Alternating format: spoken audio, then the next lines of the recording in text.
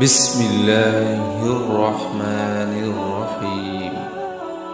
شروع اللہ کے نام سے جو بڑا مہربان نہایت رحم والا ہے۔ خلیفہ وقت حضرت عمر رضی اللہ تعالیٰ عنہ کا خوف۔ حضرت عمر رضی اللہ تعالیٰ عنہ کی بیوی عاتقہ کہتی ہے کہ عمر رضی اللہ تعالیٰ عنہ بستر پر سونے کے لیے لیٹتے تو نیند ہی اڑ جاتی تھی، بیٹھ کر رونا شروع کر دیتے تھے۔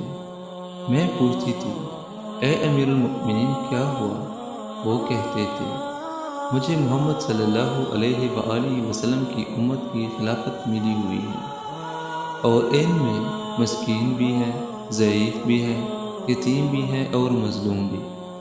مجھے ڈر لگتا ہے اللہ تعالیٰ مجھ سے ان سب کے بارے میں سوال کریں گے۔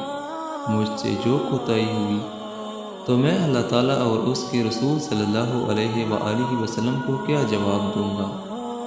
سیدنا عمر رضی اللہ تعالیٰ عنہ کہتے ہیں، اللہ کی قسم، اگر دجلہ کے دور دراز علاقے میں بھی کسی خچر کو راہ چلتے ٹھوکر لگ گئی تو مجھے ڈر لگتا ہے کہیں اللہ تعالیٰ مجھ سے یہ سوال نہ کر دے، اے عمر، تو نے وہ راستہ ٹھیک کیوں نہیں کرایا تھا؟